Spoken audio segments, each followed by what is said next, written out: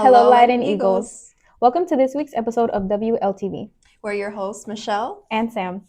First off, we'd like to everyone into our new production studio. It's still under construction, so bear with our staff as we update the space. That's right, Sam. And while we're getting this new space updated, we're still going to bring you the latest news from hallways and fields at West Leiden.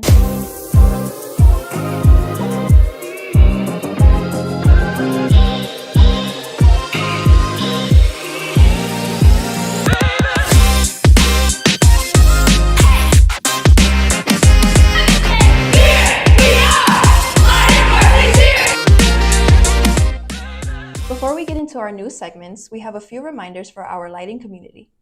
The class of 2025 is hosting their senior sunrise on October 4th from 6:15 to 7:15. Seniors, bring your coziest outfits and warm blankets. Be sure to check your email to RSVP. Hope to see you all there literally bright and early. The West Leiden Library is holding a Halloween bookmark design contest. Be sure to submit your designs by October 11th. Make sure to email Ms. Shapinski for any more details.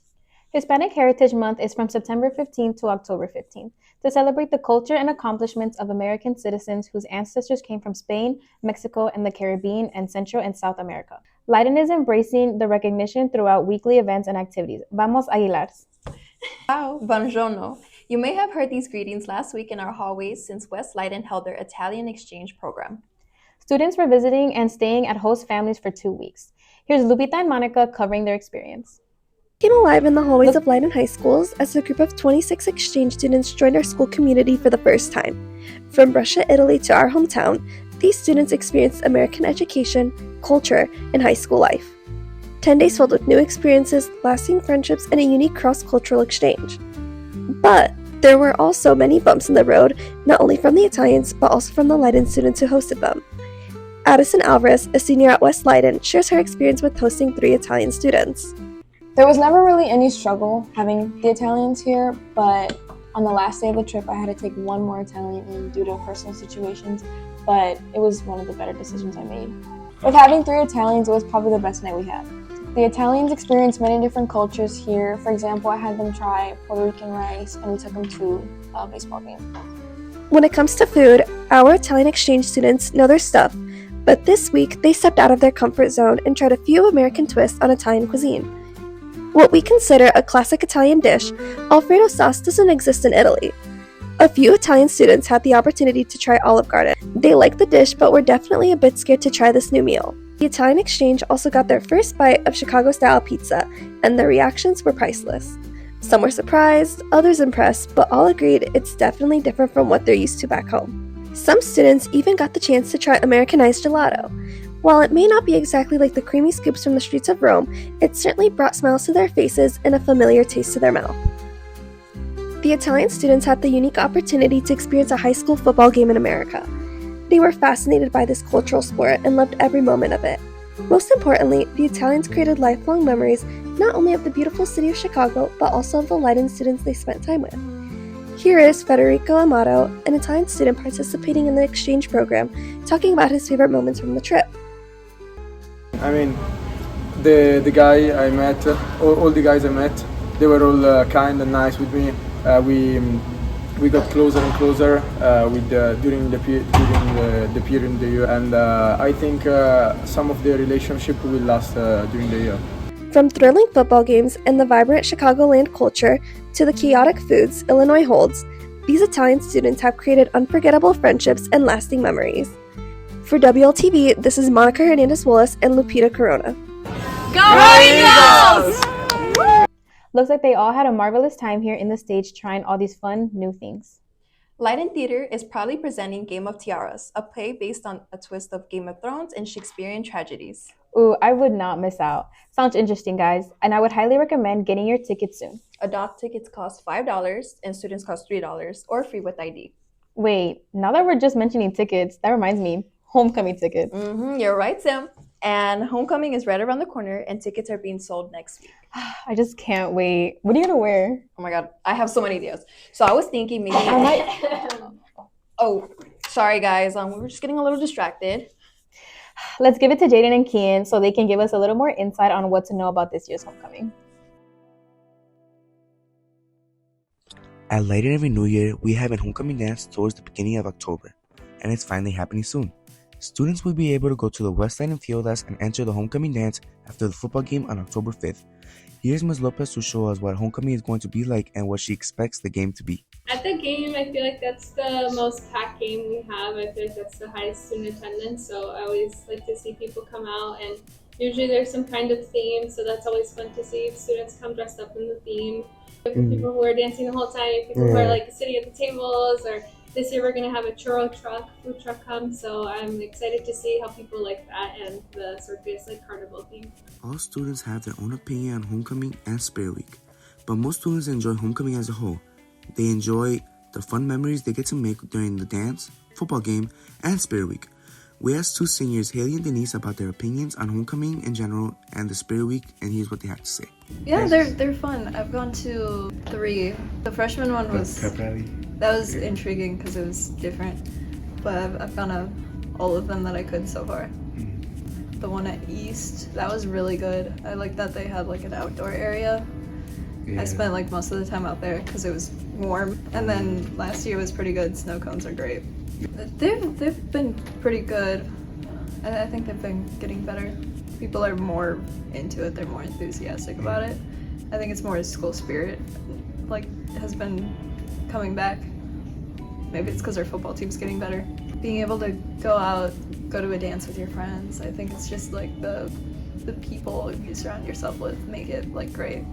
For this homecoming season, we have a new HOCO Spirit Week, which includes dressing as a celebrity or paparazzi on Monday, dressing as your future job or college on Tuesday, Men in Black on Wednesday, Time Warp on Thursday with the different grades on the screen right now, and then finally Sweet Dreams, dressing in PJs on Friday. Yeah, since it's my last year, I feel like I'm definitely going to participate more than I have in the past few years.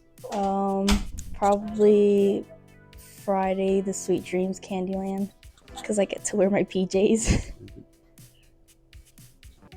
This year, that is encouraging a new way to save money for the homecoming dance with the new Dress to Impress drive introduced by the Student Council. The Dress to Impress drive allows all students to enjoy homecoming dance without worrying about the cost of buying a new formal dress or formal clothing. If any student would like to donate any slightly used clothing for others to use at the dance, you can drop off all the clothing from now on until September 30th at the Students' Activity Office during all lunch periods. Students will be able to pick up clothing on the week of homecoming, September 30th to October 4th.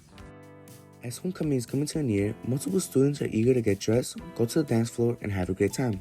This is an event that many will go to, so we hope to see you all there. This is Jaden Kean from WLTV, signing off. This week, in the Westside Auditorium, blood will flow. Well, not really blood, but ribbons meant to symbolize blood. Families will divide. Well, not really families, but high schoolers playing royalty will yell at each other. Game of Tiaras is the first show in the Light and Theater season this year. It combines elements from Shakespeare, Disney princesses, and Game of Thrones, genres that seemingly have no connection, but are wrapped together through this 90-minute modern dark comedy. Ms. Sadowski, the director of the show, says this about how prepared her and the cast are for opening night. I think I'm ready for it because there's a lot of elements in this show that really incorporate sound and lighting that we really need to kind of get used to. And then also we have so many costumes. So I think it's going to be really great to have all of those moments come together because I think the actors will feed off of that, as well as I think the show will actually really come together having all of those pieces there. I went through a lot of plays this summer and trying to figure out what to do. And I just realized I needed something fun. I needed something funny. I needed something that was kind of a little bizarre. And so just having the show, and a lot of the students, when we did our first read through over the summer, they're like, this is the best show ever. What I love about it, right, is that it's something that it's not super serious, but it's just something where we all can collaborate and have a fun time on the stage. So. There are a lot of different elements that contribute to a show reaching its full potential by the time audiences see it on stage. From the costumes, lighting, and building the set, all the backstage work that goes on helps build the atmosphere of the story. But the actors are one of, if not, the biggest part of the show. They work tirelessly to interpret characters and take them out of a script and onto the stage. When asked about being an actor, West Leyden Jr. Annalise Lopez had this to say. I've always loved theater ever since I started high school, and I really wanted to get out there. And I was really interested since it's princesses and killing, and it's that doesn't seem like it would go together, but it does. Freshman year, my friend talked about it, and I started doing tech, and then second semester, I joined the musical. Game of Tiaras is a play that is heavily based around Shakespearean themes, while also including popular references and Disney princesses. St. Xavier University advises this play as one where attendees can expect a hilarious time with jokes peppered throughout the play and amazing actors that bring out the best of these characters. With that being said, this is a show that should be attended with an open mind, as the plot is full of many different themes and tones of dark comedy. And then also, if you want to see a lot of stage fighting, we have lots of that.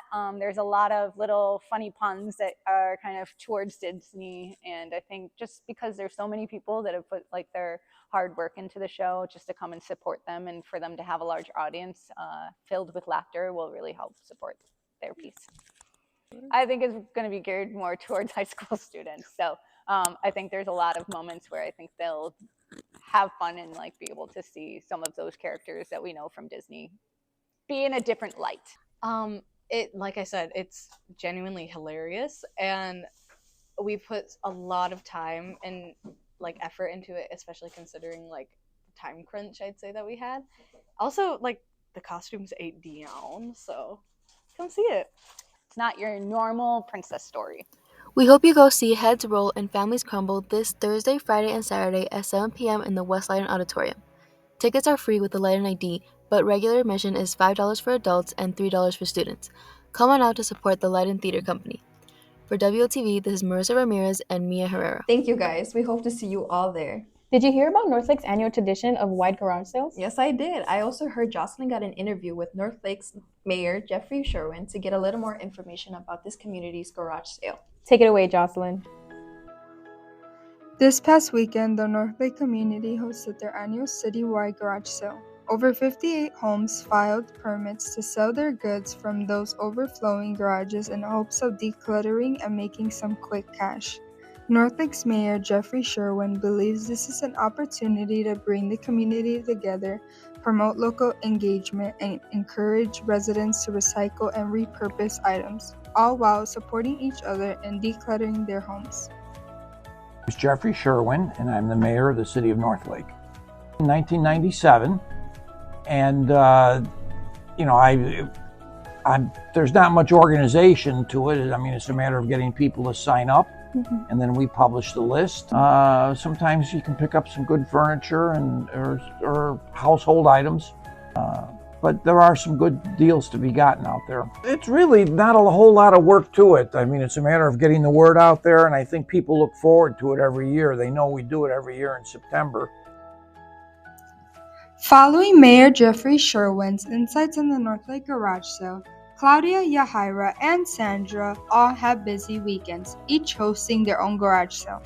Claudia and Yahira's garage sale was all about decluttering and finding new homes for their gently used items. We had a lot of clothes, but a lot of people came here mostly looking like for video games and Pokemon cards.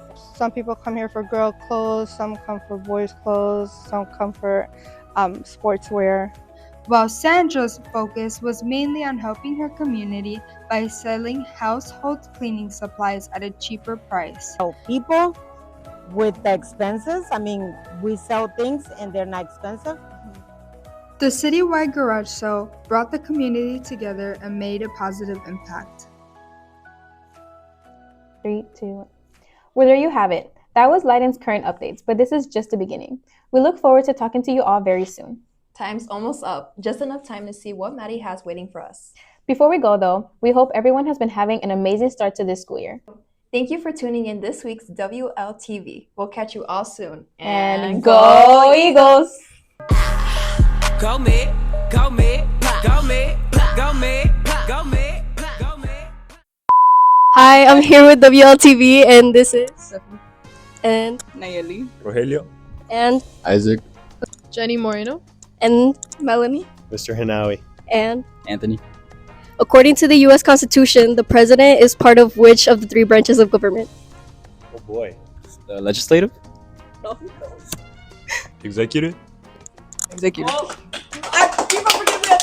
What is the process of water turning into vapor called? Evaporation. Condensation? No. Evaporation? Evaporation. Evaporation? Who wrote the famous play Romeo and Juliet? Oh! Wait!